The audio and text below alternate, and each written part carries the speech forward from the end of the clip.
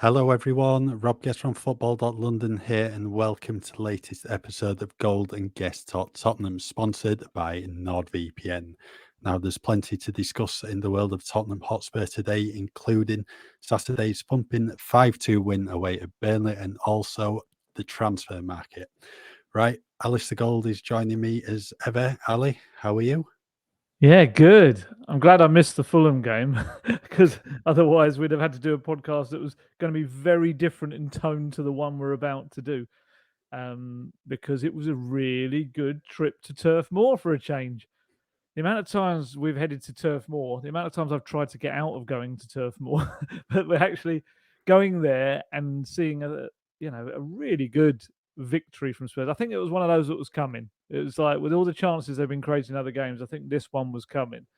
And not only that, but we've got further transfers to talk about as well, which outside of the English transfer window. And we're going to talk about whether that's a good thing or a bad thing for Spurs because it definitely has implications, but that's all to come. Yeah, we'll start with Saturday's 5-2 win at Burnley. Obviously, bit of a scare early on with Lyle Foster putting Burnley in front after 4 minutes, but Tottenham responded really well after that. Son getting the equaliser with a lovely dinked finish. Christian Romero scoring an absolute rocket from the edge of the box. James Maddison made it 3-1. Sonny got two more to his name after that to complete his hat-trick, and then Burnley pulled one back in the last few minutes through Josh Brownhill. So all in all, a really, really good day at Burnley because, I mean, we were speaking before in the press box before the game. There's been so many notable moments at Turf Moor in years gone by. I mean, there was that one with Maurizio Pochettino where he was having a pop at the ref after the game. Mike Dean, yeah. Jose Mourinho calling Tanguy Ndombele out. The game what was called off because of the snow at Turf Moor, and then Don't remind me of that one. and then the rearrange game where Antonio Conte, pretty much said he could walk away from Tottenham following that. What was a really, really bad defeat at Turf Moor, but plenty of positives to talk about from Saturday's win, and I think it was a game where Ange Postecoglou's football philosophy was very much on show. Yeah, absolutely. I kind of felt this was a kind of a big step on. It felt like now we're starting to see the Postecoglou kind of stuff coming through, the philosophy, the mentality, the ideas. Because the biggest thing for me about this one was you saw. I mean, I spoke about this before, but Postecoglou made it very clear that the moment he would know that the Spurs players were taking on his instructions, it's the same as at any club, is when not only are they taking on his instructions, but they're actually doing it as instinct rather than following orders, as it were.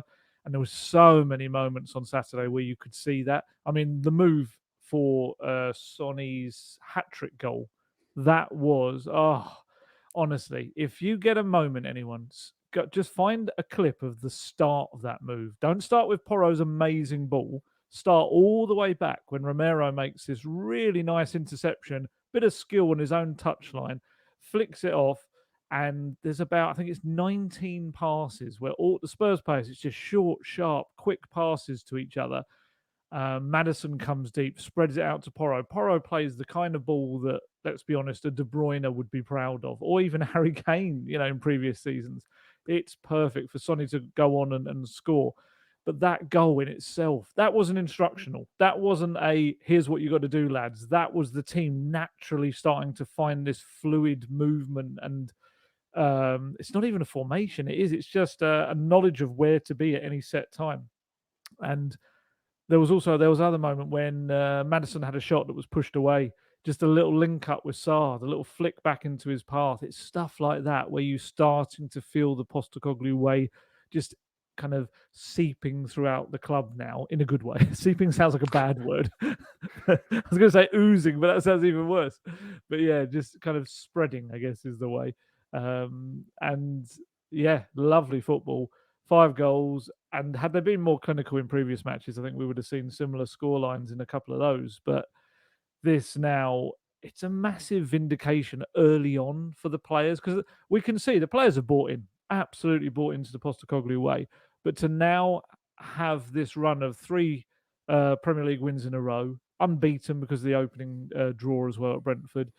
There's now this kind of it's there. It's laid out in them. There's the big old W's. There are wins there that show the Postecoglou way is bringing success, and that's a massive thing for Postecoglou, because if anyone was slightly wavering, which I don't think they are from what we've seen, but if anyone was, they're now seeing what it brings, and I think you'll now see a snowball effect of them just putting even more faith into what he's telling them, and hopefully many, many more positive results to come. Yeah, it's just such a shame that we've got the international break now, because given, hate it. 3 wins from a possible 4, Sonny getting a hat-trick as well, you just want the games to keep on coming and keep on coming. But gonna have to wait another 2 weeks now for the Sheffield United game at home. But to watch Tottenham play like that on Saturday was a pleasure. And Ange Postecoglou said before, it is going to take a lot of time for his football philosophy to be implemented on the players and getting them playing his way, and the players obviously know the positions they need to be in without being told. And for it to be 5 games in, it's a really, really good start. And Ange also previously said his first season at the club, there's going to be ups and downs. Maybe last Tuesday at Fulham was the down point.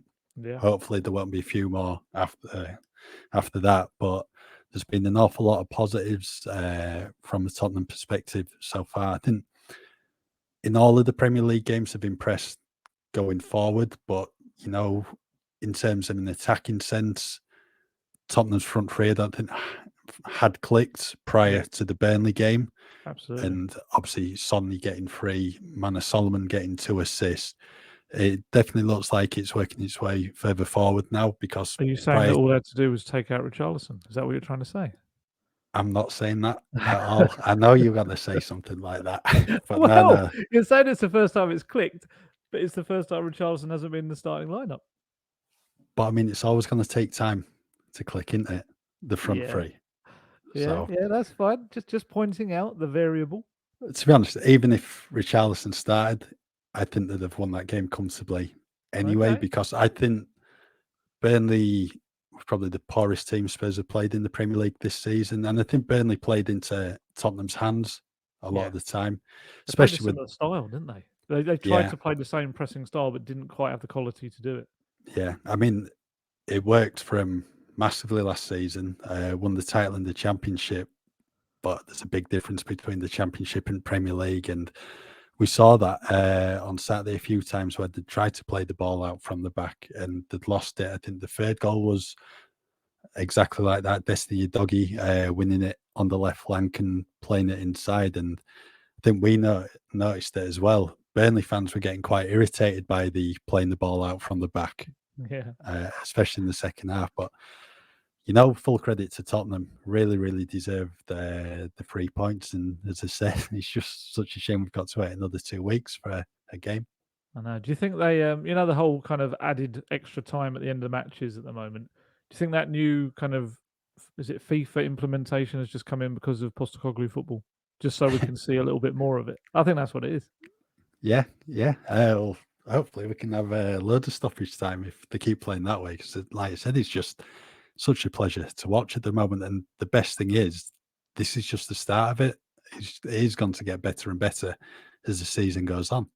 Yeah, I wouldn't say even that Postecoglou is particularly delighted right now. He's just like, he's got very high standards, which, all the top managers are exactly the same. They don't kind of rest on their laurels. So I asked him in the presser afterwards, like, is that the football you wanted to bring to Spurs? And he was a bit like, yeah, it's all right. He was like, really downplayed it. And that's great, because it means that, there's so much more to come. And like you say, and he's been very clear on this, it is early days. It is. And again, as you said earlier, there's so many, I think, bumps in the road also to come. And we've got to expect that that's going to come. But the way he's kind of putting it is that it's just about, it's about seeping, I keep going to use the word seeping now, his mentality throughout the squad. And you will see more positives than negatives in the months ahead, I think, especially that they've bought in so quickly.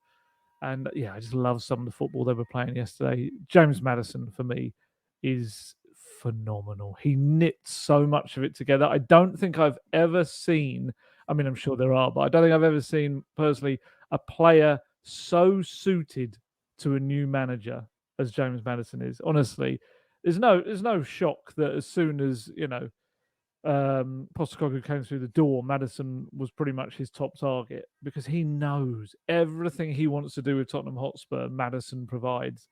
And I'd go as far to say, I know we're going to talk about Maddison, so I don't want to go too deep into it, but I think they've replaced a big old chunk of the Harry Kane hole by bringing in James Maddison. Of course, he's not bringing. Well, he's bringing goals. Actually, he's not probably going to score the 30 goals a season, but I would imagine he's going to definitely get maybe 15. I'd think this season, at least the way he's going. But he has absolutely taken all of the creativity that was required and is bringing it to this team, and he's loving it. He's absolutely out there, striding around. Kind of honestly, I've mentioned before. I think I mentioned it in my piece after the game. There is a Gascoigne air there. I think it's very early days. There's a lot more to come, and obviously, there's again with him, it's injuries and things like that. He's got to steer clear of.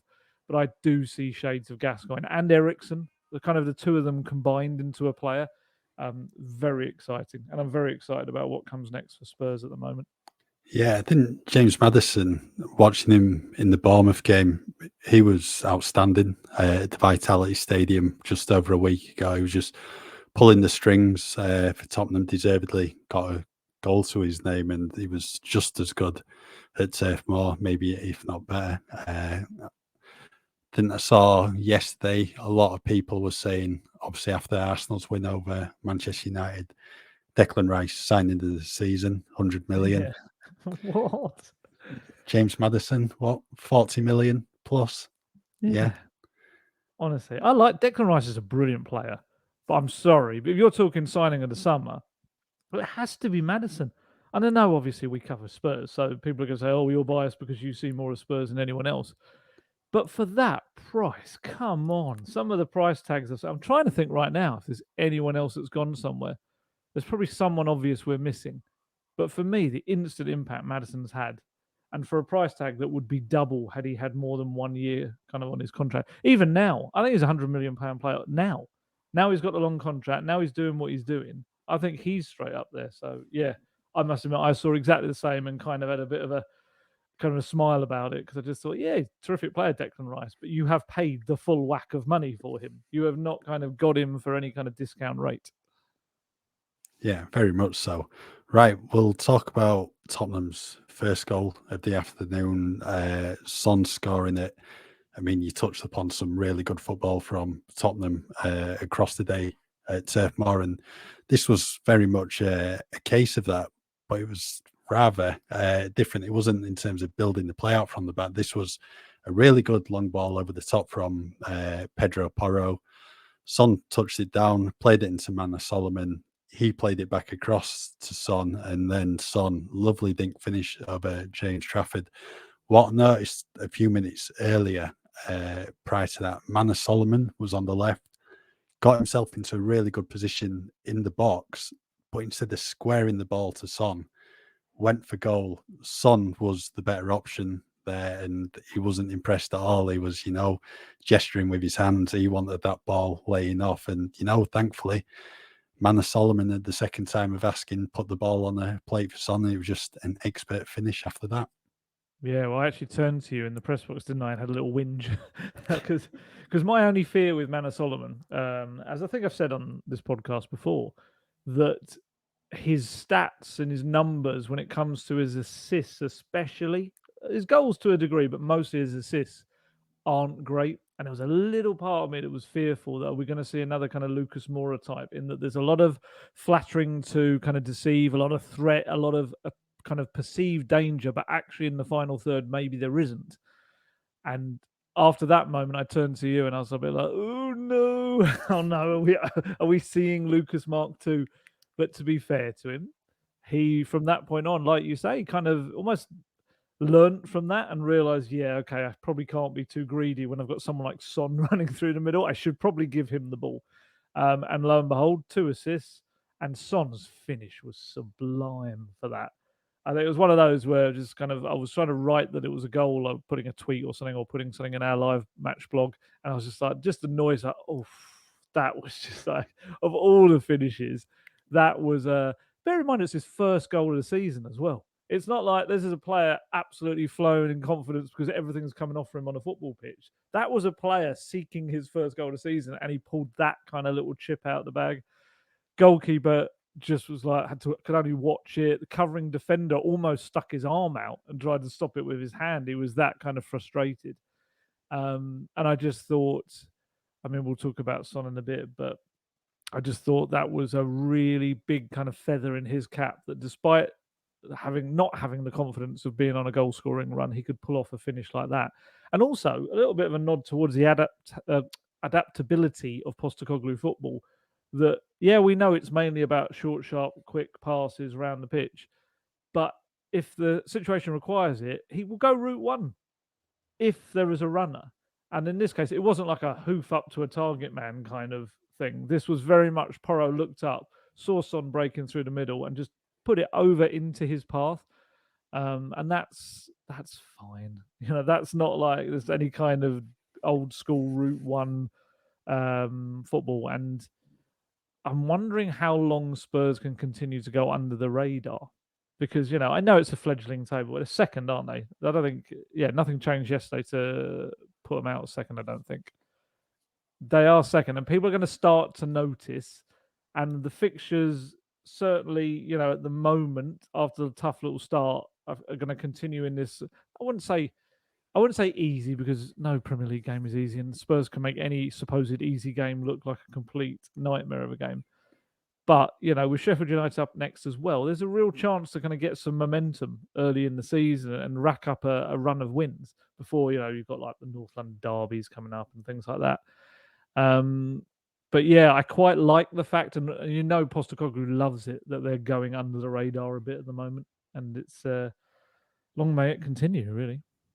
I think the spotlight might be on them a bit more come the end of September, especially, you know, with the North London derby coming up. Then that's on the 23rd, and the following week it's Liverpool at home. Yeah. If they can get a good result at the Emirates and, you know, maybe beat Liverpool, who've started the season really well, then I think a few more eyes might be on Tottenham. But I think it's nice just to go under the radar at the moment, isn't it, with, you know, all the glare elsewhere. But really good start from Tottenham. It's just the start, though. It's now about carrying it on and on.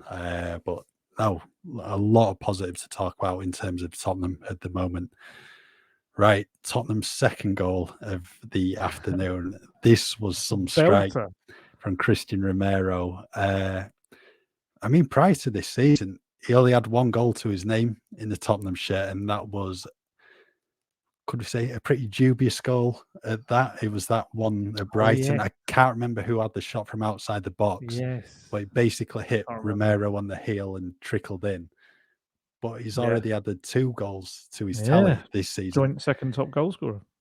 And he was top scorer for about 20 minutes or so up until Sonny's hat-trick. And Wore a trophy, But what a finish when the ball just brought to him outside of the box. First time of asking, just whipped in the top corner. I mean, any player would have been proud of that goal. It was such a good finish. It was delightful. It was a striker's finish. It was a cultured kind of effort. And you could see his face. It was like, I think everyone just kind of watched a bit of what, but you could just see it was always going in as well. It was one of those where it didn't like it hit the post and you thought it was going to bounce out. It was very much on the inside of the post. It was always going to go in. And Romero's just, I think he's a different kind of player this and person this season. And, you know, you can read into that what you will, whether it's how he was being told to play by previous managers, or how the system was, or the lack of responsibility on him, maybe. But whatever Postecoglou's done for him is worked just ridiculously well. I think giving him the vice captaincy was a massive thing. I think that's really settled him and centered him and focused him. And I loved the little moment after the game when he had the captain's armband because Maddison and Son had both gone off. And when he was walking over with Son, there was just this little moment between them where Romero kissed the captain's armband on his own arm. And it was in front of the fans, but I kind of watched it back, and I don't think he's actually doing it for the fans. I think he's genuinely just doing it for himself in his chat with Sonny, as if to say, just loving the responsibility kind of thing. And it's huge. I looked up and realized he hadn't had a yellow card this season so far, Romero, and it was pointed out to me. And I can't believe this is true, but this was pointed out to me by a number of people. I don't think he and Van der Ven have even given away a foul, someone said. Is that true? I've seen someone mention that as well. I don't know if it's true or not, but if it is, Christian that's some Romero? stat. Not giving away a foul? What is this witchcraft? Just wait till his red card against Sheffield United in 2 weeks' time. Then. Not the North London derby. Yeah, if that is true, that is staggering. And that's what people would always say about Ledley King, is that he didn't go to ground. He didn't need to. And so he didn't really give that many fouls away. But if that is true, and neither of their centre-backs, I mean, let's be honest, because of the front foot nature of the football, the ball is going to be further up the pitch more. And I think because of the pressing up the pitch, there's also defending from the front. So there's maybe slightly less for them to do. But even the moment where Vicario made a great save, Romero made a terrific run back across to get a challenge in. And it was actually a deflected shot. Obviously, at the end of the day, it would have still gone in had Vicario not saved it. But it was just, he's putting everything on the line for Spurs at the moment. And it kind of follows on nicely from his interview and the tour out in, where was that when he did that? I think it was maybe in Thailand. I was trying to remember. It was one of the ones on the tour where he really kind of, actually, no, it might be in Australia, where he really kind of shot down claims that he loves playing for Argentina more than Spurs and that his heart was not really with the club. And he was very clear, no, I've turned down deals already this summer to leave Spurs. I really believe in it. And I think a lot of it is to do with Postecoglou. Postecoglou and him have just really clicked. Postecoglou calls him the most influential defender in the back line. And he is. It's true. He's the kind of the elder statesman of that back line now, which is bizarre when he is, what is he, 25, Romero? Is he 25 yet? Something like that. Yeah. It's a real stepping stone season, it feels like, for me, for Romero.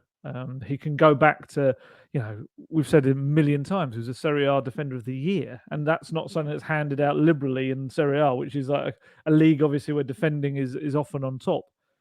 And I think we've seen kind of big moments from Romero, but also seen low moments from him, and he hasn't really put together that consistency, but he has started this season really, really well. I've got to do my season player ratings of the season so far this week as our kind of international break tradition that we do, even though they've only played 5 games. Romero is going to be very high in that because it's very difficult to fault much of what he's done this far. Really liking it. His partnership with Van der Ven, I mean, you can talk about it. I mean, you've got to be loving this central defensive partnership right now. Very much so. Mickey Van der Ven's just come in and looked right at home. I don't think there's really needed to be this massive adaptation period for him, as has been the case, with other foreign players who've come into Spurs before. I thought at Bournemouth that was probably his best game for Spurs. Just looks right home. Really good tackles. So calm on the ball, even when he's got someone pressing him. And he carried that on against Fulham. I thought it was fantastic at Fulham, and exactly the same at Burnley as well. I think he's been a really, really good signing so far, and I think there's so much potential in him as well. He just suits Postecoglou's style of football. I think he's just perfect for Tottenham, really. And I think he's another one who can get better and better. And if we're talking about the centre backs, I think we need to talk about as well the man behind them in goal, Guglielmo Vicario, who for me has been very, very good as well. There a lot of question marks, obviously, when he initially came to the club, especially with Tottenham being interested in David Raya and Vicario being a, shall we say, a cheaper alternative, like many said. And in pre-season, I don't think he was really tested, probably up until the final few minutes of that Shakhtar Donetsk game and then the Barcelona game.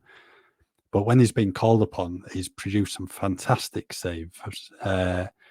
Manchester United game, that save from Rafael Varane's header, and then he had to do one. It might be from Casemiro And in Rashford stoppage time, on. and Rashford. And then when Lyle Foster went close the other day for Burnley, because that was certainly dropping in, but fine one-handed save, and he certainly enjoyed it, because I don't know if everyone's seen, after that he celebrated, clenched his fist, let out a roar. Yeah, but I think he's been a really, really good piece of business for Tottenham so far, and the same with Van der Ven. Yeah, and Van der Ven, the only thing for Van der Ven, he's been quite unfortunate that a few of the goals Spurs have conceded have come off him last. Even against Burnley, I was watching that second goal back. It's actually knocked against him on the way in. He kind of, it clearly must have been still going on target, otherwise it would have been given as an own goal. But definitely the touch against him as he slides in kind of helps it go inside the corner rather than wherever it was heading. But that aside, and that's just bad luck. That's him making last ditch challenges and almost stopping them. But on the whole, there's so many players in this Tottenham team right now that are making a mockery of the whole, you've got to have time to adapt in a different league and culture. There's him, there's Udogie, there's Vicario. Honestly, Maddison, obviously, even Maddison, there's often people say that even moving in the same league between clubs, you can have an adaptation period because it's a new system and new kind of just way of doing everything, especially if you've been at another club for a while. So yeah, all the new signings, Manor Solomon coming in, it's for his first Premier League start for Spurs, and he's come in and had a terrific game. So I don't know whether Postecoglou's just been fortunate in that respect, or whether it is just genuinely really good recruitment, knowing which players would settle very quickly, and then also good management in fitting them into his system and giving them that little bit of coaching, I guess, to bring out the best of them in such a short space of time. But yeah, Van der Ven, Romero, that's a very exciting partnership. As long as they can stay fit, that's going to be Romero's big thing. The last 2 seasons, there's always been little phases of the season when he's been out. He's got to try and kind of overcome that this time. But yeah, bearing in mind the ages of them, who knows? Who knows? If they can continue where they're going, that could be a partnership for a while at Spurs. That could be a bit of a... It's very early days, but you hope for another... The hope is always another Vertonghen Alderweireld, isn't it? It's for something like that. It's for something that can be a long-term partnership in the back line. Because when you have a long-term partnership, obviously it naturally comes with steadiness, with understanding, with knowing how a back four should operate. And if they look calm and comfortable, and so does Vicario behind them, then naturally the kind of the young fullbacks are going to be exactly the same, and they both look very good as well. Yeah, the fullbacks have been fantastic. I think a lot was said heading into the season that, given Ange Postecoglou's system, as you know, Destiny Udogie and Pedro Porro are very attack-minded players who have previously spent past few seasons operating as wing-backs. Could they really play in the same team? But I think they've proven everyone wrong so far. They've been fantastic. They've still had the opportunities to go and attack. Destiny Udogie is looking to get forward at any opportunity, and the same for Porro. And they're having a big impact in the final third, as well as having an impact in their own half of the pitch. Obviously, Son's going to grab the headlines following his hat-trick at Burnley, but Pedro Porro's role in 2 of his goals was brilliant. The long ball over the top was fantastic, but as you said at the start of the podcast, that through ball, what was De Bruyne-esque, Harry Kane-esque, was absolutely delightful, and he deserves a lot of praise for the way he's performed so far this season, because it was Emerson who started the first game of the season against Brentford and scored, and you're thinking, well, with Manchester United up next, he's probably the starting fullback, but Porro's come in and delivered some very good performances. And Destiny Udogie, have we seen a player acclimatise to the Premier League as quick as him? Has he been the best left back in the leagues this season so far? It's only early days, but I can't think of many better ones. No, really. No, and I mean, he's not even in the Italy squad, is he? The senior squad. This is just crazy for the qualifiers coming up. So yeah, Tottenham have a really good player on the hands, and I mean, what a present that was for Ange Postecoglou coming into the into Tottenham Hotspur Stadium and having Destiny Doggy waiting there for him. Yeah, I mean, because he's earned rave reviews in Italy, and he's just taken to the Premier League like a duck to water. He's been absolutely fantastic so far this season, and Tottenham fans are raving about him and just want to see even more of him because he's such a special player. I've just got visions now of the centre circle with Doggy in a big wrapped up gift and Postecoglou taking off the ribbon. It's Destiny. Fantastic. He's been magnificent. He's got a fever at the moment, which is why he was withdrawn from the Italy under-21 squad. Like you say, I have no idea why he's not in the full squad. I don't think. I mean, Spalletti's first squad, maybe he's gone with a bit of the norm. I don't know, and maybe hasn't taken the chance on him. But I'm sure if he continues this, it's going to not even be a chance. It's going to be a no-brainer, really, for him. Because, yeah, I mean, both of them, to be fair to Porro I felt was too easily beaten for the opening goal for Brentford. He was beaten down his flank quite easily. But I felt that he's quite a resilient character. He is someone that doesn't really seem to let these things affect him. I mean, let's be honest, some of the games, I mean, he had Leicester on his debut, didn't he? He had a mare in that game. That was such a tough debut. He had the Newcastle game where, it was the poor old Christian Stellini just went, yeah, come on then, let's attack. I'm not Antonio. Oh, rubbish. This is not working. And poor old Pedro Porro was kind of right in that. But he has continued to bounce back. And yeah, on tour, Postecoglou was asked, kind of almost, I don't think with the answer that came being expected, I think he was asked, could you play Udogie and Porro together? And he was like, I certainly hope so. That's what we're looking towards, that kind of thing. And I think everyone was like, yeah, okay, we get it.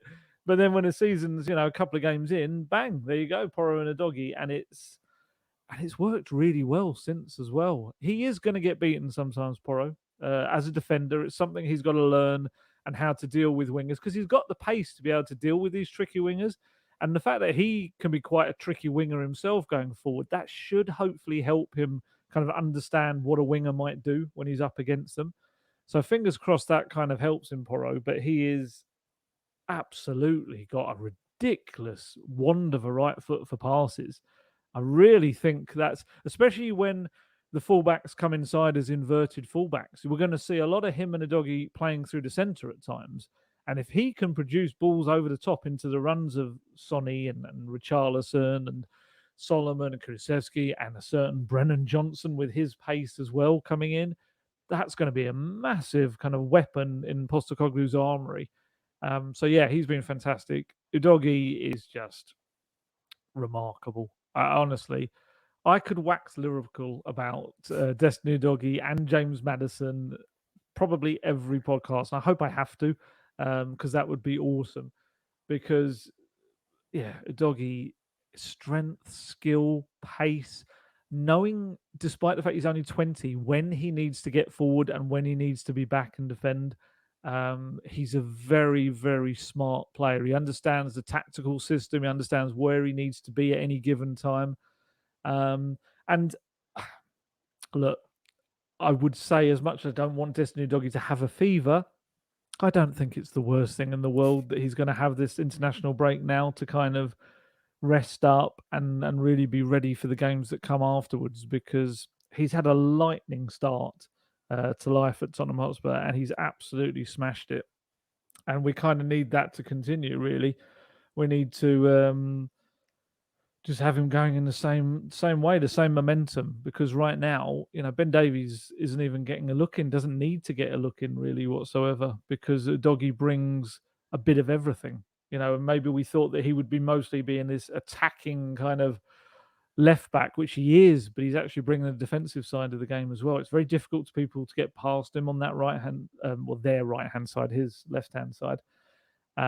Yeah, very exciting. Obviously, they'll be disappointed. Let's not forget they did concede 2 goals. They will be disappointed, that fact, especially after 2 clean sheets on the bounce in the Premier League, to then have They have technically conceded 4 across their 4 Premier League games. So that is something that they'll want to kind of fix as well. And obviously, there was the one at Fulham as well. But there's plenty to build on there. And the fact that they are still getting to know each other's games, they've come a long way in a very short space of time. Yeah, I mean, in terms of conceding goals, I think last season you might have been a bit worried, even though Tottenham had Harry Kane, Son, then Kulusevski in the team. Spurs weren't at it in the final third last season, struggled. But now under Ange Postecoglou, I don't think you'd worry about going 1 goal behind, because you know you're going to have chance after chance after chance. And that was very much the case at Burnley. And Tottenham possibly could have had more than the 5 goals that they got in Lancashire. But all that matters is just getting the 3 points, and that's exactly what they did. In terms of then, actually, we'll speak about James Maddison's goal, because I think that was textbook James Maddison. And as I mentioned earlier, that all came from Burnley trying to pass it out from the back. Destiny Doggy winning the ball, laying it off to Maddison, and there wasn't a Burnley defender within maybe 5-10 yards of him. He had acres of space to get a shot off on goal, and that's the one area of the pitch you don't want James Maddison to have the ball with 3 attempts at goal, because 9 times out of 10 he's gone to find the back of the net, and what a finish it was. Yeah, it's almost like with the first effort that was pushed away that he had, he was kind of almost setting his sights, getting his eye in. And that second one, it was just rocketed right into that bottom corner. And like you say, that's the issue with trying to play around a press, is if you're caught, you're stuffed because they are so close to your goal. It's this natural kind of consequence of it. But yeah, Doggy, fantastic pressing high up the pitch. Maddison just having that confidence that he's got right now, and the ability to break into dangerous areas. He is pretty much not only one of the 3 central midfielders, but he is a support striker. He is, and we knew this about the Postecoglou system. We kind of said that the number 8s, and we're seeing it with Sarr as well. Sarr is popping up in a lot of attacking positions. That they are going to be pretty much quasi strikers as well as midfielders, which is what makes the system so attacking and exciting. And it also shouldn't go unnoticed that the 3 goal scorers were the 3 captains. Maddison, Romero, and Sonny. And I do think that that's an indication, really, also of the way that they're leading this group. And I really like that. I really like the fact that it's kind of really sums up this new era under Postecoglou. This fresh kind of squad and style is that it's got this brand new leadership group, and they've all stepped up. They're all leading this team. They're all not only doing it with words, but they're showing it on the pitch as well. And actually, I got a quote from Postecoglou afterwards. He said, "I thought today was a real testament to Sonny, Maddison, and Romero. They all scored, but those 3 are thrust into leadership positions, and the way they've embraced that responsibility with not only words but actions, not just on game day, but on a daily basis. That's as encouraging for me as anything, because as fantastic players as they are individually, they've all really bought into that team ethic." And that's it. If you've got your 3 main players all loving Postecoglou football and extolling its virtues, absolutely just living and breathing it on the football pitch, everyone else is just going to follow. And I did think that was really apt that all 3 of them were the 2 vice captains and the captain. And actually, it was the 3 of them that led the players over to the fans at the end. It's look, there's been a leadership group at Spurs. It's been quite well entrenched. It's been there for a while. We know that, and we know some fans have probably grown to resent some of that as well. But you look at it this season, that leadership group was Lloris, Kane, Højbjerg, and Dier. Højbjerg's the only one that's got any minutes out of the group. I know Kane can't, so we can't really hold that against him. He's not there. But yeah, Højbjerg's had, in Premier League, probably about 20, 30 minutes in all, maybe across his couple of substitute appearances. Probably a bit more than that. So I think he got more. about half an hour at Bournemouth. Okay. Probably about 20 against United, maybe about an hour or so. Okay, we'll go for an hour. Yeah. We'll go for an hour for Højbjerg, but that's it. You Yeah. know, Højbjerg has not been a part of it. Lloris has not been a part of it. Kane has obviously moved. Dier is wherever Eric Dier is right now, but we're going to talk about that because I think his situation may now suddenly change, rightly or wrongly, and we'll talk about that. But I do think moving that entire leadership group kind of out of the way, in a sense, whether it's right or wrong, whether those players deserve that or not, leaving all of that debate aside, it is a breath of fresh air into the club. And it is a club that has been kind of associated with not quite achieving. And it has been associated with kind of not meeting expectations, certainly in recent years, and also some pretty difficult to watch football, whether that's their fault or the managers or not. But to have this kind of real fresh wind blowing through the corridors of the club in this new leadership group. I mean, look at that team on Saturday. 5 of the 11 players were new players that hadn't played, before this season for Spurs. Another 2 in Basuma and Pape Matar, who had weren't regulars last season. So that's already 7 of your 11 that are different faces out on that pitch. It just shows you what a big change that is to the team and how that, especially I think in the post Harry Kane era, I think the only way you can go after selling your biggest player, your one of the greatest players, in the club's history, the only way you can kind of move on from that is to be something entirely different. I don't think you can just try to be the same but have a big Harry Kane shaped hole. I think you have to create something entirely different. And that's been Postecoglou's whole ethos, really. When I asked him, it was about a week and a half ago, about Højbjerg and how he was dealing with not being a captain type and the leader anymore, he, as well as praising Højbjerg and had been behind the scenes, he also said, look, what you've got to do, if you want to try and make things better, you've got to try to change things.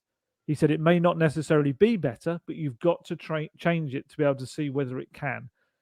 You can't just keep things the way they were, because that's the whole reason, as he said, why he was brought in, because the way things was not working. So at the moment, it looks like things are going in the right direction.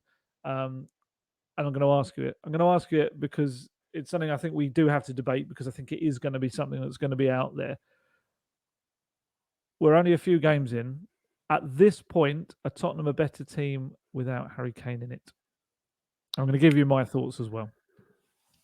I think even if Kane had stayed, I think they'd have still got probably the same results. Might have won at Brentford because he's going to have chances on goal, but it's a tough one, isn't it? Really, it's a really difficult question. Shall I give you mine then, while you have a little think? You go for yours then, yeah. Okay, because I did spring that. This was not a pre-planned thing, I guess. I just threw that at him. So my theory is kind of leading on from what I said. I don't know if they're a better team, but they're a different team. And I think that's the biggest thing for them. I do think 100% Harry Kane in this team would score a ridiculous amount of goals. And I do wonder whether there's even a 0.5% of him that looks back and thinks, oh, do you know what? That would have been fun. But I'd imagine he is sitting there in his lederhosen, thinking, well, I'm going to score a lot of goals in the Bundesliga. Don't worry about me. And I'm going to sweep up the trophies, the German trophies, and who knows, maybe even win a Champions League. So I'm sure he's not, weeping into his... I was going to say beer, but I don't think Harry Kane actually does drink. He's quite a... he's a good lad, let's put it that way, when it comes to treating his body like a temple as a footballer. But I do think as a collective, certainly Spurs are a better team than they were last season.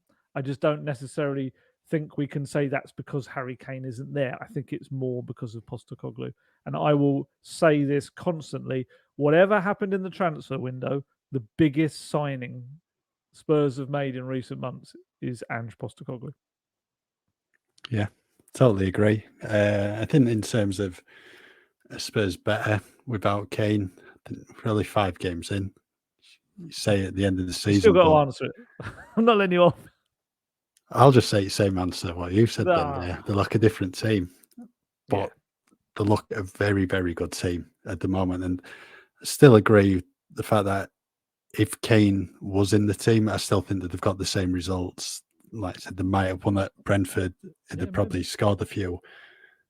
But I think this is the good thing about Ange Postecoglou's system is, regardless of whether Harry Kane was in the team or not, they're going to create a bucket load of chances, and you just need someone up top who's going to, score them. And the same with who's on the wings. So it's one of these where maybe you would have been a bit worried if Kane had left and, Antonio Conte or someone else or Nuno was still manager. I was just going to say Nuno. Well, the one that scored. I know. I referred in something I did yesterday. I referred to the Nuno years. That's because he was only there for months, but it felt like years. I called it Nuno years by mistake. Yeah, I just don't think you'd worry that much in an Ange Postecoglou team, because they're going to attack. They're going to be on the front foot, and they're going to create chances. Yeah. And there was always going to come a point where you were going to need to replace Harry Kane. So maybe this is the perfect time, for both parties to go their separate ways. But we'll tell at the end of the season. But it's been a very, very good start for Spurs. Yeah, and there's tougher tests to come. There Yeah, are. of course. This is the thing. I know we're getting probably slightly carried away, but that's probably because of what's been served up to us in recent years. This is so incredible. It's like, it's like snacking on fast food for ages and then suddenly getting served this most amazing, rich, beautiful food that we haven't been used to, and we're kind of like gorging ourselves on it. But yeah, it will. They will have tougher tests ahead, and it's about how they deal with those. But I get the impression they're going to be a really resilient bunch under Postecoglou. So any little setbacks and knocks they have, I don't think they're going to send them spinning for too long. Right, we will in a minute discuss obviously Tottenham's front three, but before then, Ali, do you want to let everyone know about the benefits of using NordVPN? Of course. If you're not aware by this point, the Gold Guest Talk Tottenham podcast is sponsored by NordVPN, and you can use the service in a host of different ways to enhance your internet experience. NordVPN is the fastest VPN in the world, and that means there's no buffering, no lagging, and you can stream your favorite shows from anywhere in the world without your bandwidth throttling. It is something that I use constantly. It's something that I used on my most recent trip away, actually, to be able to watch some of the football that I was going to miss otherwise. And yeah, it's a terrific service, not only in terms of being able to watch things that you've paid for back home that you really should be able to watch wherever you go. I've never understood those restrictions. But also as a security aspect, if you're going somewhere and you have to use a public Wi-Fi, it can allow people to get into your devices and take things off of it you really don't want taken off. So Nord kind of locks up your phone. It's a really, really good service. And not only that, but the outlay on NordVPN subscription is cheaper for you in the long run. That's because you can purchase streaming services or bookings from other countries at a much cheaper rate. So, for example, you could book flights, let's say, from another country, which might be cheaper if you're booking them from there rather than if you were booking them from the UK, and you can just set your device to thinking it's there. So you kind of, although you're paying out for Nord, you're actually saving money overall. There's a whole host of other benefits from signing up to NordVPN, so why not give it a go? You can grab your exclusive NordVPN deal by going to nordvpn.com/goldguest to get a huge discount off your NordVPN plan plus 4 additional months for free. And it's completely risk-free with Nord's 30-day money-back guarantee. Right, let's get back to talking about Tottenham's front three, because following the game at Bournemouth, obviously there was the Carabao Cup defeat at Fulham in between the Bournemouth and Burnley games. For last weekend's game at Burnley, Ange Postecoglou made a change to his team with Solomon coming in for Richarlison. That meant Son was played as the central striker. Solomon went to the left wing. Son helped himself to a hat-trick. Solomon got 2 goals to his name. So, there's been a big talking point about Richarlison operating as Tottenham's number 9 for quite some time. Ali, Sonny, is he the number 9 now going forward? What do you do?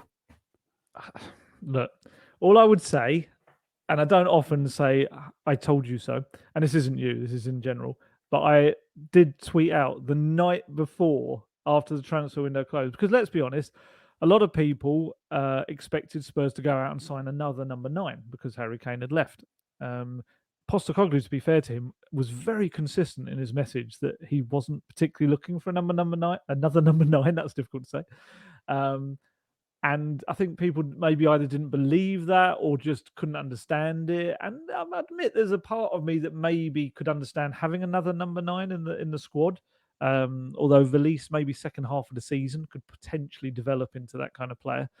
But I always felt that with Sonny playing through the centre, the Postecoglou system absolutely fits around him like a glove. It is such a everything about it, because you've heard me say this before, the crosses into the box, for instance, are low crosses. They're not high crosses. We know with Sonny's many talents, heading is probably not what he would put down on his CV as his strength. So for a system that isn't pinging the ball in high much or asking for him to be a target man, it's perfect for him. So I did this tweet the night before, essentially saying, I get why people want a number 9, but Postecoglou didn't really want it. And to be honest, I feel that Sonny is going to very nicely develop through the centre and could be different, but very effective.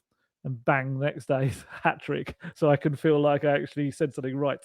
I just think it is a role that's made for Sonny.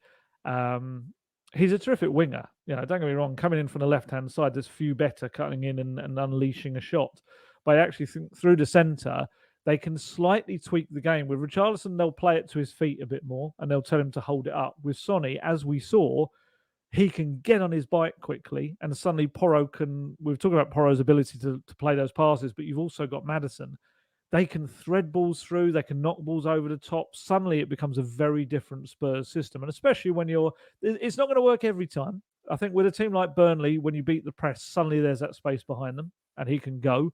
There will be times when Richarlison, I think, will be used as a bit of a battering ram, maybe when the team will sit back. That might be another way to play it.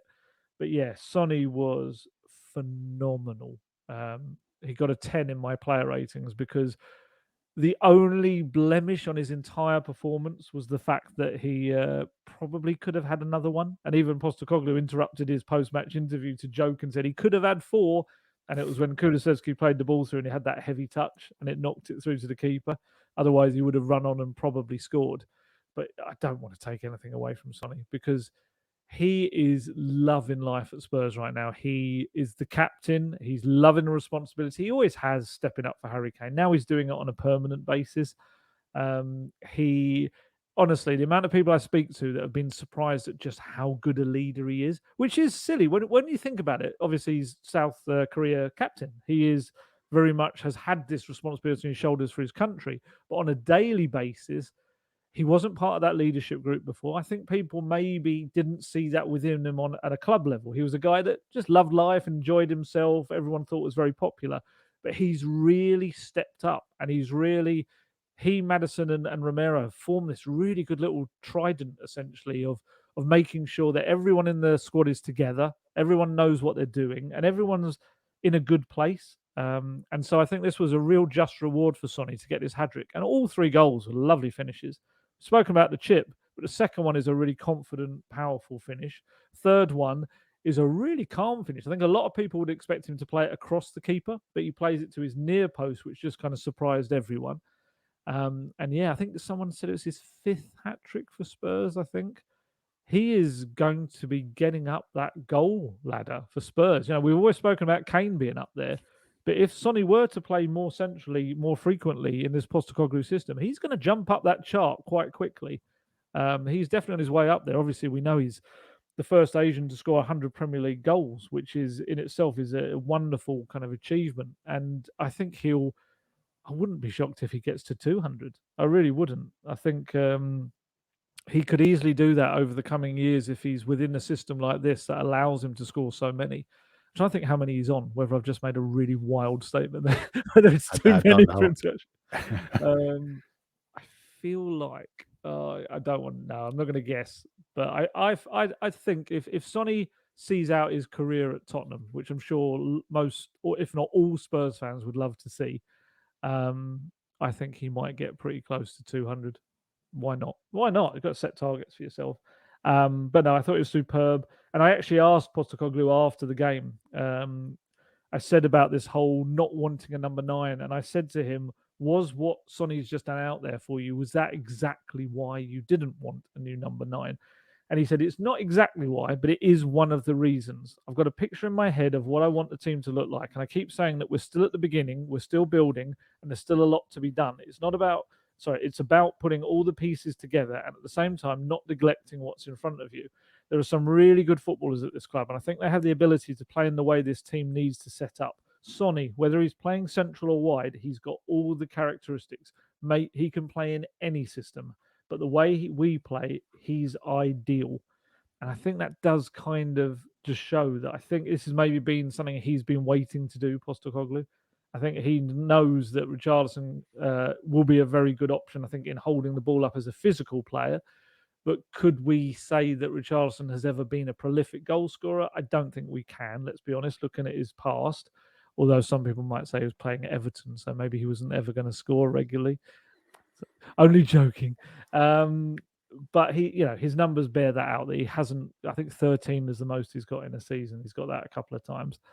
And then I guess if Solomon was going to work, and I think Johnson especially is going to be a big part of this, because Johnson, don't forget, can play through the centre as well. He could end up being the pace through the middle and Sonny back to the left. But yeah, there's a lot of options suddenly in those roles. And I think maybe it's opened people's eyes slightly to the way that Spurs were going to play.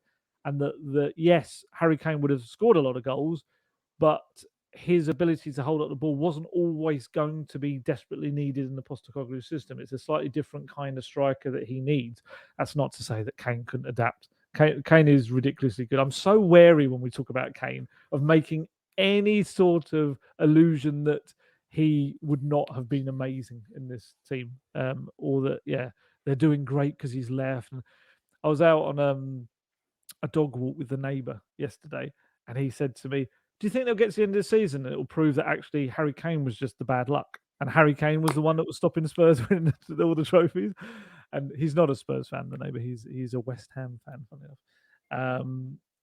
And yeah, so he's loving it at the moment because Spurs and West Ham are they second and third, aren't they, in the table? And I just kind of had to say to him, no, I don't think, even if that happened, I hope no one looks at it that way.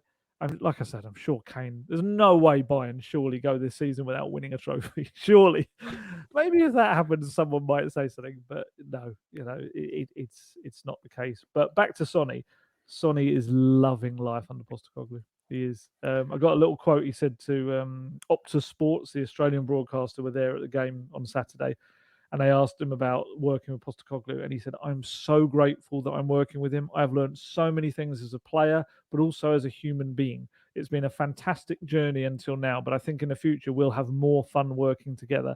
I'll do everything he asks because he is giving so much good information to us as a human and as a manager. We're very, very, very happy working with him. I think players should take more responsibility to make him happy and move this club forwards."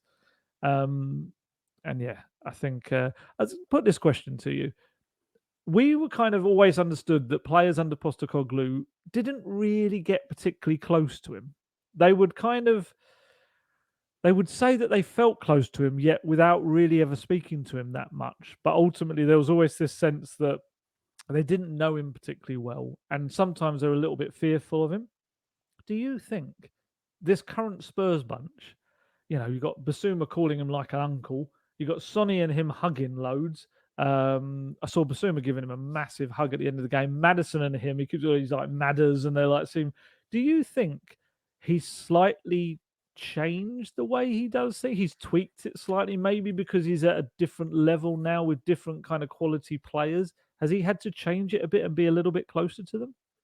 Maybe because obviously I've seen some of the quotes from previous Celtic players, whereas when you spoke with Ange, it'd be for a minute and that was it. That's all he had to do with him. But given Basuma's calling him like an uncle, it just feels like it's like this family sort of atmosphere around the club at the moment. So he's certainly built a special bond with a number of his players, and I mean, I think that's always going to be the case when they're loving training, they're loving the type of football they're playing on the pitch as well. So it's really good to see. And yeah, maybe it is a case of changing his ways slightly, coming to Tottenham and the Premier League. And if it has, it's certainly working. 3 wins from 4 in the Premier League. Yeah, no complaints. obviously you were speaking about Son earlier, hitting 200 goals. Did you mean 200 Premier League goals? I might change it. Depends what you're about to say. He's got a long way to go if he wants Go on, 200 Premier League goals. He's got 106 Premier League goals, 148 in total for Tottenham. Okay, So he scored his 100th last season in the Premier League. Was that against Brighton? The one where he killed it in? Yes, To I think top it was corner. a It beautiful might have goal, been. wasn't it? So So 106 goals. He's 31 years old. Let's say he plays for another 4 years at Spurs. 21 in each season. He hits it. It depends what kind of player he becomes now. You know, he's been quite consistent most seasons of getting close to 20, hasn't he, in the last 3-4 years, and obviously won the Golden Boot. Hey, I'm going to set that target for him. You know, he's a guy that is very ambitious, and I'm sure he's desperate to know exactly what my target is for him.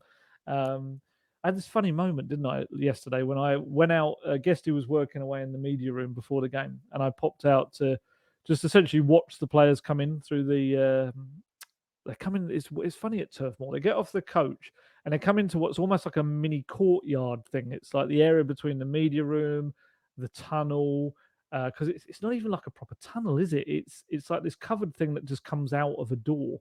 I know that technically is most tunnels, but yeah, where we were standing in the media room, if you went out to the entrance, you could just see all the players coming in, and I ended up doing this weird half job as the kind of doorman and telling the players where to go because they were all walking in the wrong direction when they came out the archway. But yeah, they were. It was a really fascinating little study on how they are when they arrive at a match. So yeah, like Sonny was like, "Oh, hello," and all that sort of stuff because obviously we've spoken to him a fair few times, the both of us. Højbjerg was very friendly as well. And quite a few of them were very friendly, but then you had some of them that were really in the zone, had their earphones in, and they're absolutely focused. James Maddison was like that.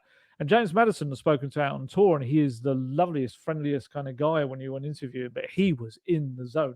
There was nothing existing around him. He may have just been ignoring me. He might have not even been listening to anything. He might have just been pretending he was listening to music, so he didn't have to say hello. But yeah, it was a fascinating minute. Just seeing Sonny coming in, he was kind of leading the squad in, even off the coach.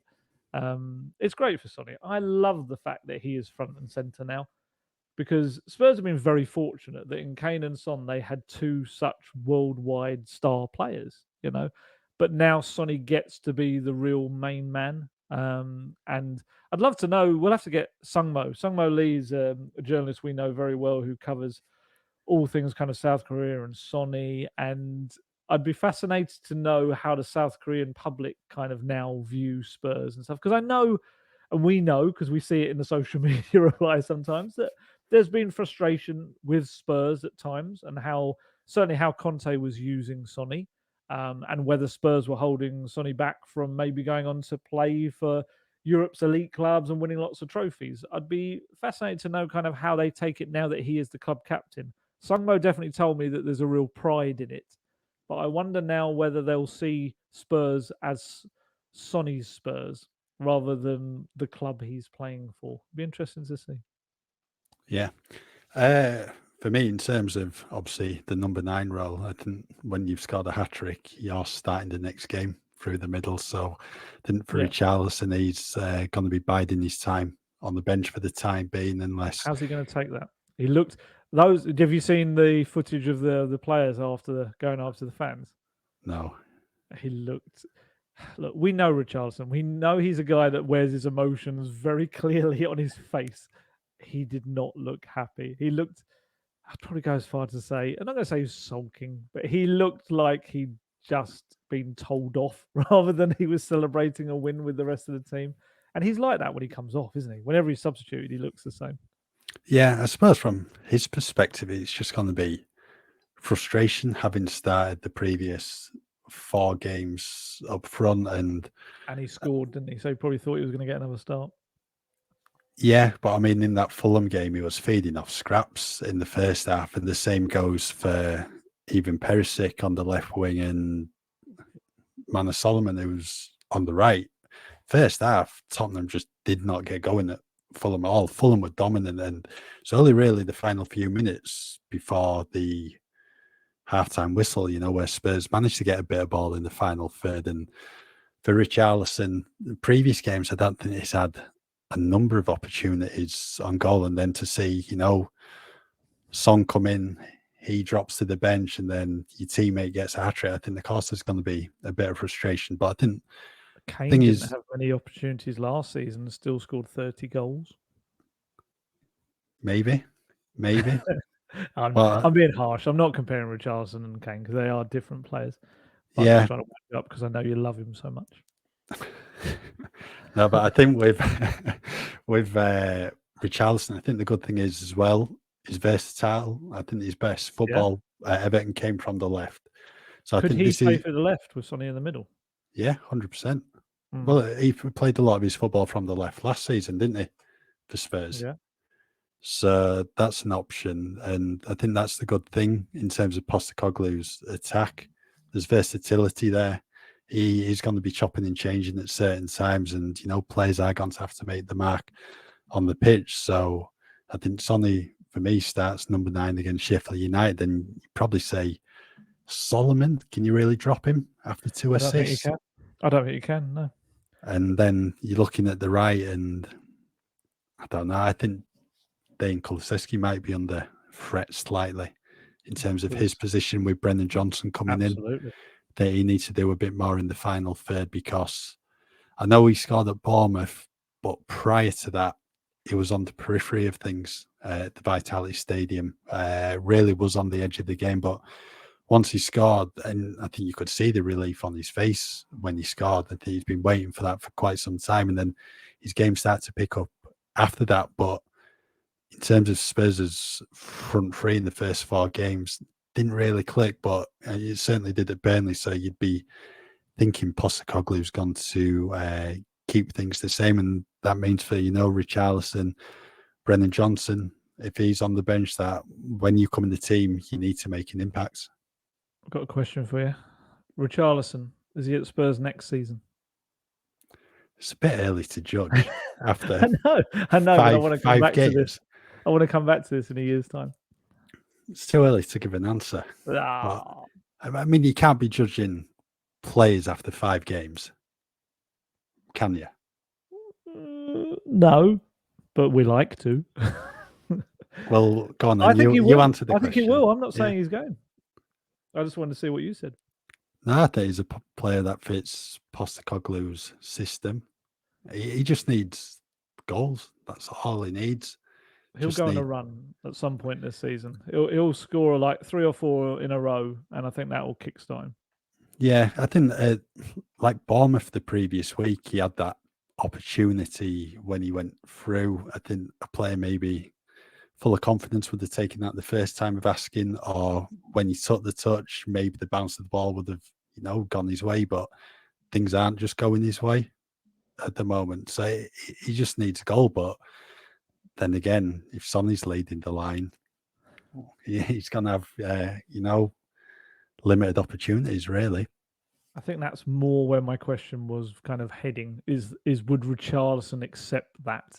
That he's, as we've seen, he's not best pleased when he doesn't play, as all players should be. But I just wonder whether that's the only thing I can see is next summer, if it comes around, if he's not getting any game time, if Johnson and Son are playing through the centre more often, or playing more often, whether he just he wants to leave. But £60 million player, he's got to show it.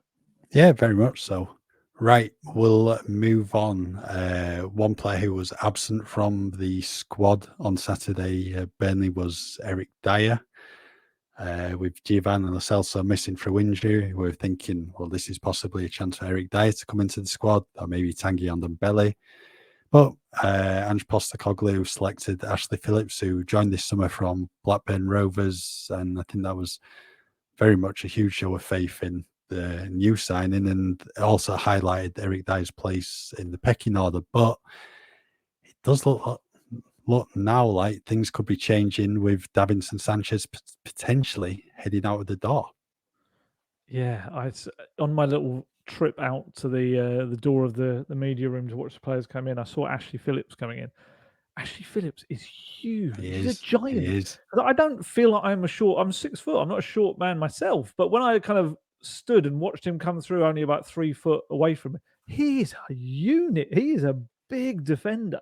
And bearing in mind he's only 18, I do wonder whether that's kind of going to help him physically cope quite quickly with maybe what the Premier League will throw at him, because it's an interesting scenario in that Postecoglou had no qualms about putting him on the bench ahead of Eric Dier.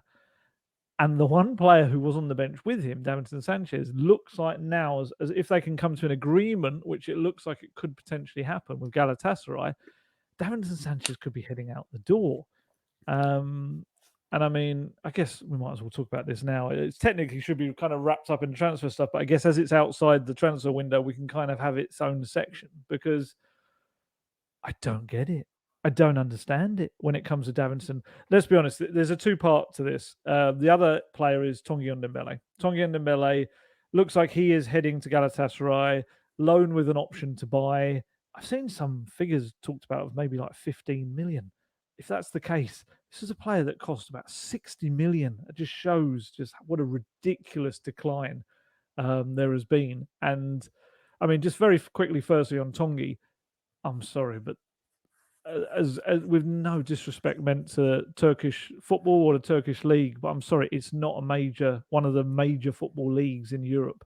If Tanguy is having to go there to play his trade, potentially on a permanent deal, something's not gone quite right with his career. I think that's the only way to look at it. Tanguy is, the talent to be one of the best players in the world. I'd actually go as far to say I've said it before, people like Gareth Bale have spoken about the incredible talent he's got. He's never seen anyone on a training pitch like him. Bearing in mind he's played at Real Madrid with some of the best players in the world. But if that isn't a damning indictment of that Tanguy hasn't got all of the other stuff you need to succeed in football, I don't know what is. Heading off to Galatasaray now. It's such a shame. But hey, it's a coup for Galatasaray, and he could do very well there, playing Champions League football. They're in Champions League, aren't they? Yeah, they're in Manchester United's group and Bayern Munich, so he'll be coming up against Harry Kane. There you go. There you go. And he, I'm sure he will turn it on in the Champions League as well. And I really desperately hope he does well, because I've, had the pleasure of interviewing him on a couple of occasions, and he is a really interesting, funny guy to talk to. He is, just clearly something hasn't clicked with his football, and he hasn't been able to take his football to the level he probably should have done at any of the clubs he's been at in the last 4 years or so. 4 years, 2000. Yeah, God, it is 4 years, isn't it? 2019. Yeah, this is his 5th season at the club. That's scary. Yeah. So that's Tanguy. But with Davinson, I'm surprised at this in so many different ways. I'm surprised Davinson is having to go there. Again, I don't want to disrespect it, because it is a good league and there's a lot of players go and play in Turkey, but it is not one of the 3-4 major leagues in Europe. And with Davinson, he was the one that had a fair bit of interest. And bearing in mind some of the teams that kind of inquired about him and everything, I'm surprised it's got to this point. And certainly with Davinson, it sounds like a permanent deal. And look, at the end of the day, whatever I think about it, I should stress that Ange Postecoglou has sanctioned both of these deals to happen. So he is happy that it happens. Personally, I'm a little bit surprised, because I feel like Davinson, if you're going to take a hit on any of them financially, because that is the other aspect, Spurs get a fee for Davinson Sanchez. They're not losing him for free in the summer. And maybe Postecoglou's looked at that and thought, well, if that's more towards my budget in January to continue to rebuild, maybe. But I would say that Big Dav is the one who fits his system the best with his pace. And now we have this kind of situation where Romero and Van der Ven, let's say both of them were injured at the same time. You've got Eric Dier coming in, and then you've got either Ashley Phillips or maybe Ben Davies coming in. And Ben Davies, we saw in pre-season, I don't think he has the height to play the role as well in a back four as he looks in a back three if he's going to play centrally. And I'd also question whether Ben Davies has the pace to get back as well that Davinson Sanchez has. I wonder whether Ashley Phillips is, like we saw yesterday, is going to end up becoming the third choice. It's a big, big shout, and it's a big kind of slap down to Eric Dier, I guess, as well. Eric Dier, they would have been quite happy for Spurs for him to go this window, but obviously it was about getting a permanent deal for him because there's no point taking a loan on someone that goes in 12 months anyway. But I guess you could argue that if Ashley Phillips truly was going to be the third choice, why was Davinson would have come on, wouldn't he? And Ashley Phillips would have played against Fulham as well if that had been the case. I this will be a good. I mean, we're not going to talk to Postecoglou now until next week because of the international break.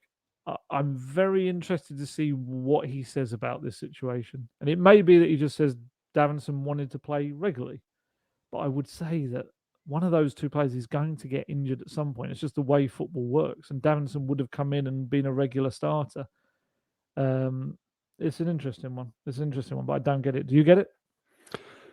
No, not really. I'd have kept him this season, even if it means letting him go on a free transfer, because I think he's the one that fits Postecoglou's system. The best out of him and Eric Dier. I think played well in pre-season, played his part at Brentford, and then he just seemed to be more like Davinson Sanchez of old against Fulham in the cup, because had a bit of a shaky game, was at fault early on for a chance that Rodrigo Muniz nearly scored, and obviously finished his day by missing the penalty, what's unfortunate, but at least he's put his hand up to take a penalty and that.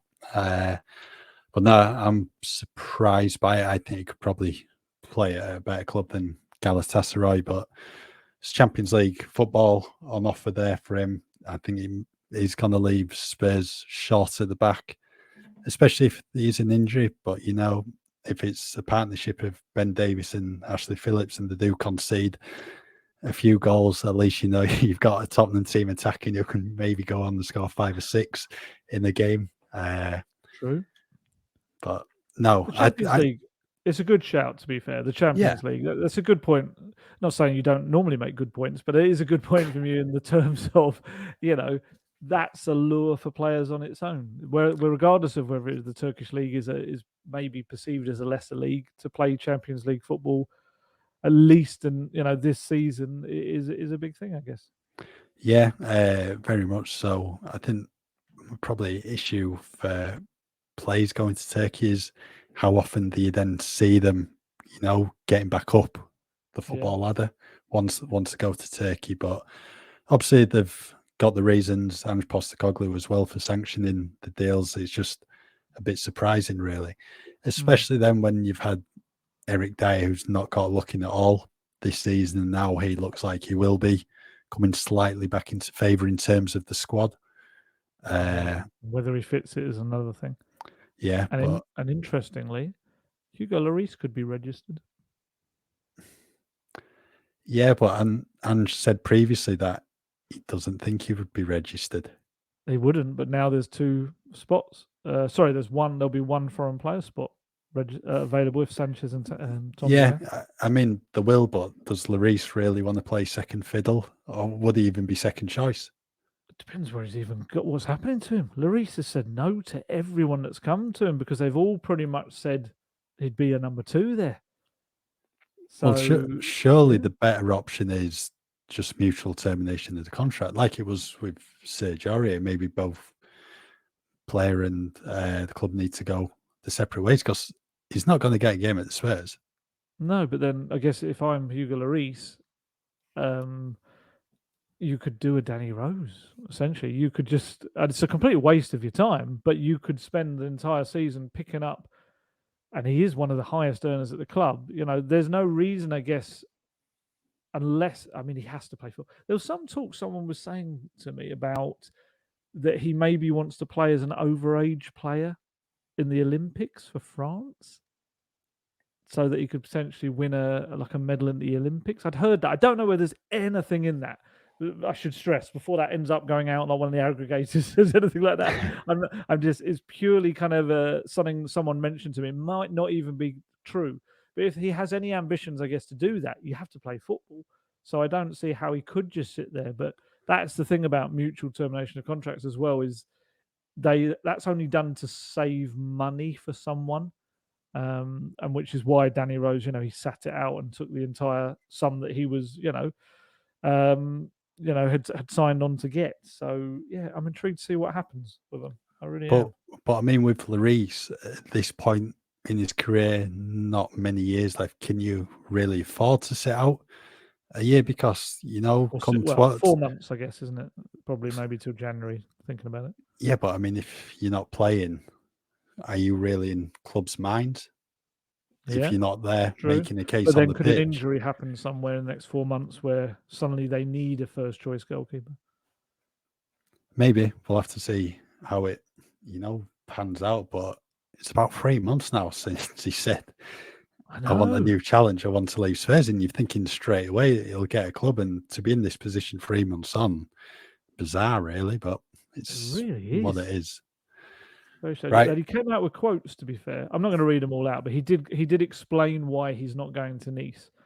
And interestingly, Nice then came out with a statement essentially saying that they'd never offered him a deal anyway because they knew they couldn't match his financial thing. So it was all a bit of a mess. But then his two options now, obviously, are the Saudi League or Turkey. Again, I just don't know how that works because Spurs are not looking for a fee, from what I understand, for him. It's just a case of you can take him, I guess, and then they don't have to pay him off, I suppose. I don't know what he does now. He could end up with everyone from Galatasaray getting everyone. I saw them linked with Højbjerg as well. It could be Galasperserai. It could be soon. Yeah, it's the market. I Another think people need to get to see your face on YouTube now doing these. that was shocking, though. That wasn't serious. That was appalling. Yeah, as they go, that wasn't up there. I'll admit that. Yeah, Turkish window, I think, is open until next Friday, September 15th. So plenty of time for movement. And what it does, though, it helps Tottenham in terms of this 25-man Premier League squad. Not going to go into it. We've talked about it too many times. You're probably sick to death of hearing about it anyway. So final 10 minutes or so of this podcast. So what we'll do is we'll talk about the signing of Brennan Johnson, obviously Tottenham's deadline day deals, and how we'd rate the transfer window. So I'll let you start with Brennan Johnson. Ali, I think you're a fan of this signing, aren't you? Absolutely. I really am. I think he's very exciting. I think just listening to players that played with him have been talking about what kind of player Spurs are going to get. He's a very young, exciting player with a lot of pace, with a real high ceiling as well. I saw his little interview when he joined Spurs of him talking about kind of learning and soaking up as much as he could from Gareth Bale while he'd been on international duty with him. I think he's a really interesting one. And I'm just trying to find the quotes because I asked Postecoglou about him. Here we go. I asked him pretty straightforward question. I just said, why did you want him? Because we knew that he was his main attacking target at the end of this window. When everyone else thought, they'll go for a big statement signing striker, number 9 type, Postecoglou really had his eyes set on Brennan Johnson. And I asked why, and he said, it's just another exciting young player. He's a real threat in the front third, and he's a bit different to what we've already got. He's young, ambitious. It's no secret that that's been the model for me, not just here, but everywhere I've gone. It's just as much about the person you're bringing in as a footballer. Looking at him, he's going to fit in really well with the group because he's really ambitious and hungry, and he wants to take his game to another level. The technical and the physical attributes he has, I think he should fit in really well with us. And he is, he was first season in the Premier League, and he played a big part in keeping Forest up last season. He really did, and obviously was a major part in them getting promoted the season before. We spoke about this in the previous podcast, that there is a little bit of a how do I put this? There's a kind of a feeling maybe about British players, they're not seen as exciting. If his name had been Brennan Johnsonio, and he was, that'd be an awful name, by the way. If he came from somewhere like Brazil, let's say, a good example of it, I'd probably think that more people are probably excited to see what Aleo Velis does than Brennan Johnson does, which is madness when you look at it. Because Velis is a very young, unproven, untested striker who needs a real adaptation period. Whereas Brennan Johnson has already proved at a struggling club that he can do it in the Premier League, and he can score. He got 10 goals last season, I think 8 in the Premier League, and most of it playing out on the wing as well. he is going to smash it at Spurs. I've got really high expectations of Brennan Johnson. I think he's going to step up really well. And the deal's an interesting one, £47.5 million and no add-ons by the sounds of it, which is very rare in football. I don't know whether that's a financial fair play thing for Forest, that they just needed all of the money in one go. I don't know. But I'm really excited about Brennan Johnson. And I do think that Spurs' best transfers over recent years have been the ones that maybe aren't the eye-catching headline-making deals. And whereas the ones where they have spent silly money and gone for the biggest ones that everyone desperately wanted have probably not gone on to be the most successful players that have ever reached the club's doors. I mean, let's be honest, just thinking about it, 2 of their club record buys are about to go to Galatasaray, it looks like, which unfortunately says a lot about the recruitment aspect of those 2 players. Although I think that's probably harsh on Big Dav. I think Davinson Sanchez, despite the fan feeling towards him in recent years and that horrible moment when he was booed at the Tottenham Hotspur Stadium, he's contributed a fair bit to Spurs, especially that first season. He was terrific in that first season. And he's had some big nights as well for Spurs where he's played very well. But it's unfortunately, people I think will remember the mistakes more than the good things he did. But yeah, Brennan Johnson, really excited about him. I think Postecoglou's excited about him. Steve Cooper spoke very well about him after he'd left as well and said just how important it'd been to Forest. And I thought the video Forest put out after he signed was, all Spurs fans should watch that. If you want to see how good Brennan Johnson is going to be for Spurs, just watch that video they put out. That was like better PR than anything Spurs could have put out. Yeah, I'm very excited about him. And you would imagine he'll probably start on the bench and be given a chance in the first game to come on and show what he can do. But by all means, against Sheffield United, I think that's a great opportunity for him to come on. And I said to you, my prediction is he scores in his debut, and I stick with that. Yep, could well happen. I think it's a really, really good signing. Pivotal in helping Forest, gain promotion to the Premier League and then helping them retain the status in the Premier League last season. Contributed some, big goals at the time, and Forest struggled for a large part of last season. It probably only really the final few months where they managed to get the results and get themselves away from trouble. So you got to remember, Johnson was playing in the struggling Forest team last season. Just imagine what he can do in Ange Postecoglou's, attack-minded Tottenham team. The great thing is, James Maddison. Yeah, very much a similar so. journey. Yeah.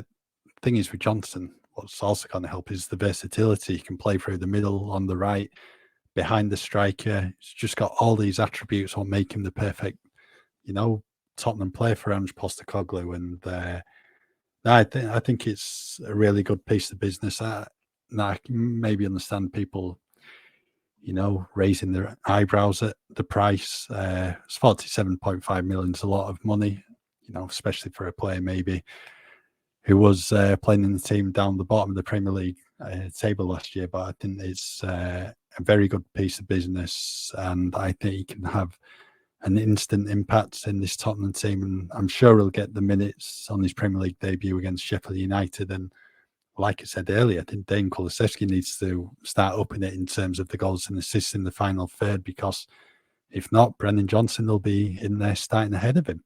That's what he needs. They all need competition. That's what it's all about. And wasn't it a 2029 contract as well for Brennan Johnson? Yeah, I think 6 years. Yeah, I mean, we're not at Chelsea levels. It hasn't got a 15-year contract, and his kids also got contracts as well. But that's a big show of faith in the player, because one certain player who's about to head to Galatasaray, I think, was handed a 6-year contract. So it's Spurs have made some errors maybe on those kind of contracts in the past, and with Van der Ven and Valise both 6 years as well. I think maybe they were. I can't remember, maybe 5 years. Was it 5 years? Yeah, it could have been. Might have been. I have to double check. Yeah, it's a big show of faith in Brennan Johnson, and no, I've got every kind of hope and belief that it'll come really good for Spurs. Yeah, so it was the final week of the window when things really started to get motoring a bit in terms of the outgoings for Tottenham. A number of players left on loan. Jed Spence went to Leeds United, Dane Scarlett to Ipswich, Sergio Reguilon went to Manchester United, Japhet Tanganga to Augsburg. So in total, in Tottenham's transfer window, 7 new signings, 9 if you want to include Kulusevski and Porro as their loans became permanent. 3 permanent exits, Kane, Harry Winks, Harvey White, and 7 loan players heading out of the door. In terms of top, departures. Yeah. I We mean, said it would be about. We said about 9, didn't we? So we were close. Yeah, I think And there's people another are. two. Another 2 about to go out.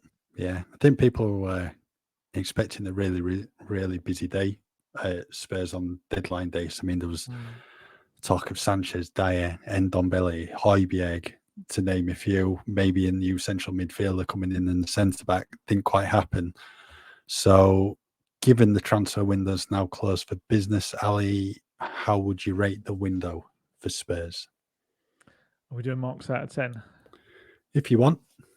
All right, you've got to do it as well. 6, I'd go for.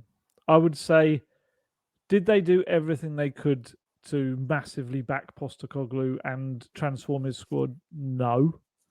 Could they have done more? Yes.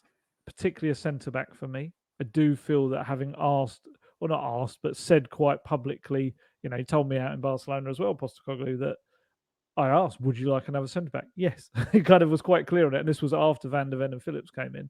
And they did not provide that. So for me, that's probably the big failing of the transfer window. But was it a start? Yes. I think it was a start. And I think, like I say, seeing the difference in that squad and the team that he was able to put out, yeah, I would stick with 6 out of 10. I think steps were made. I think mainly the starting 11. I'd say that's where they've done good things. You've got a new number 1 between the sticks, your first goalkeeper that you've got like as your number 1 for 11 years, and he started very well. Van der Ven's come in, started very well. Obviously, Doggy has started very well, but was signed the year before. I think Solomon's come in and done very well as well. Maddison is, without doubt, how well he's done.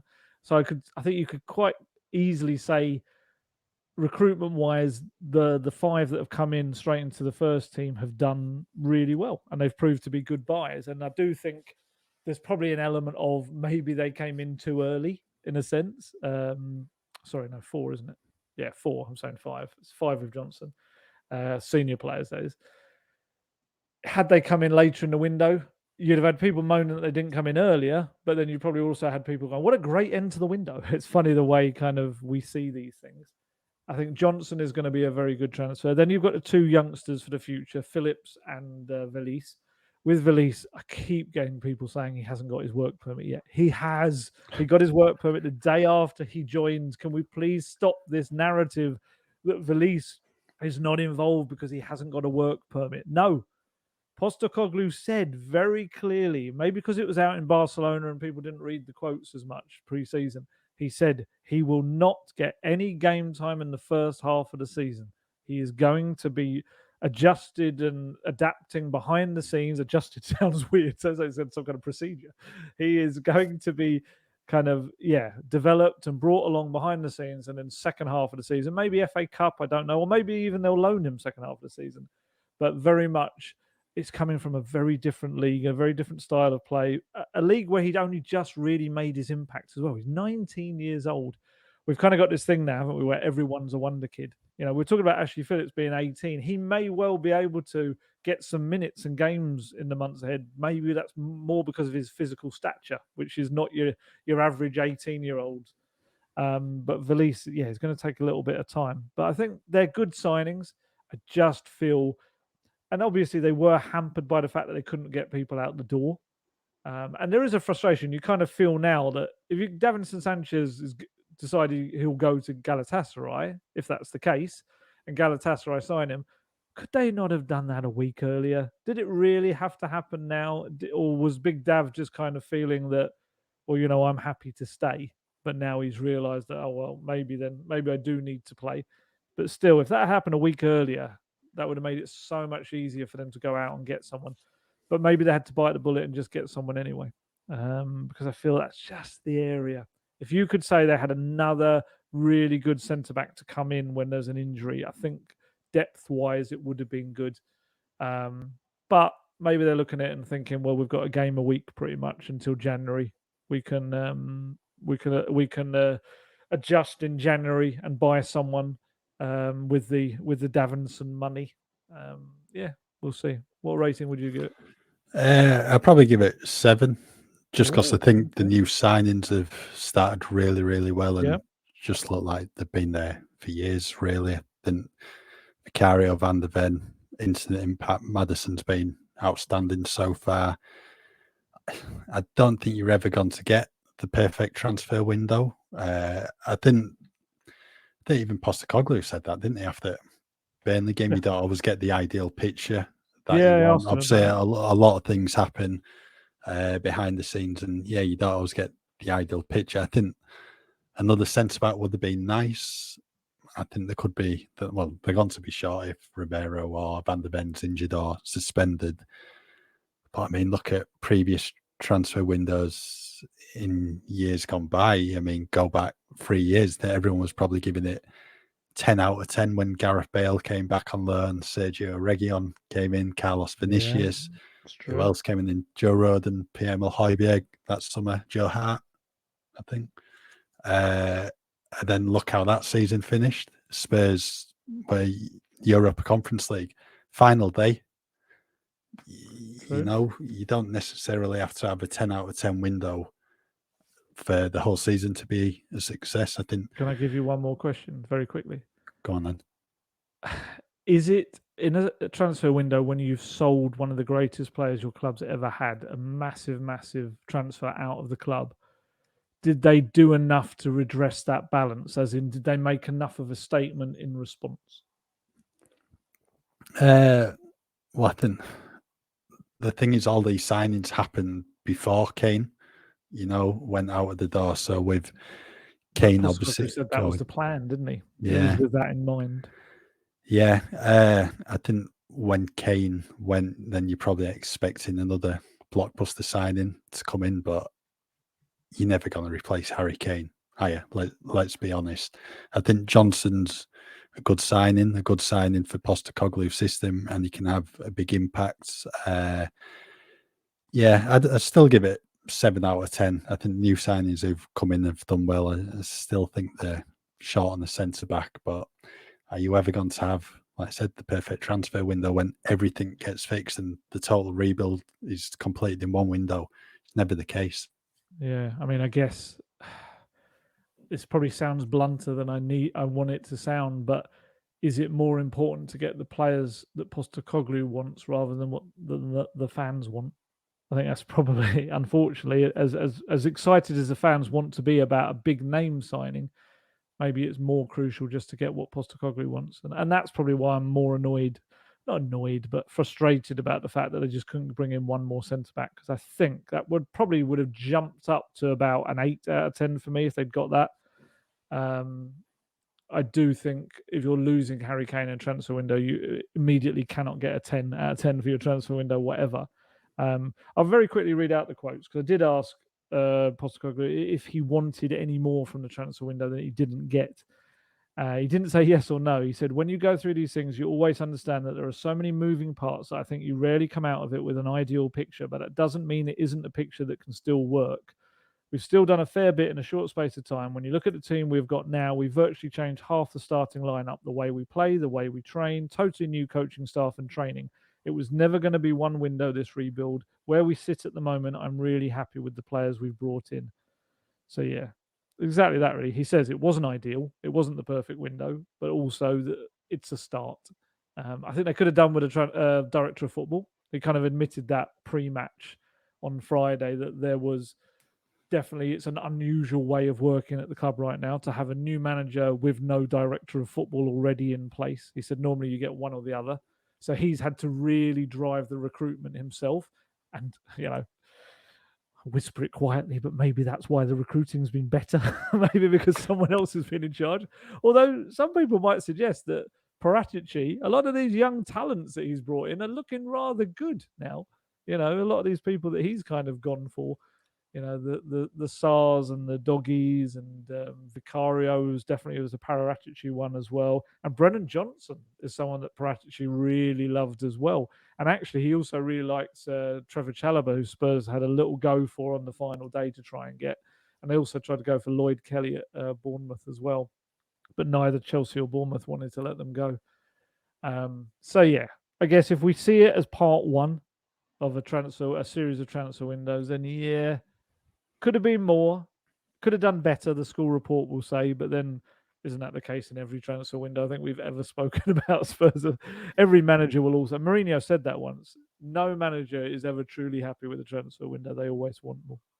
Yeah, and just hopefully you'd like to think in terms of bringing in the new centre-back, Spurs can identify who they want and just make that move, you know, as soon as the window opens in January the 1st. But It won't be tough, though. whether that's the case, we'll have to wait and see. So, right, we'll leave that there for today's latest episode of Gold and Guest Talk Tottenham. Thank you as ever for tuning in, and just keep with us at football.london for all your latest Tottenham news. To grab our huge discount off your NordVPN plan, go to nordvpn.com/goldguest. You can receive an extra 4 months for free, and there's no risk with Nord's 30-day money-back guarantee. The link is in the episode description box.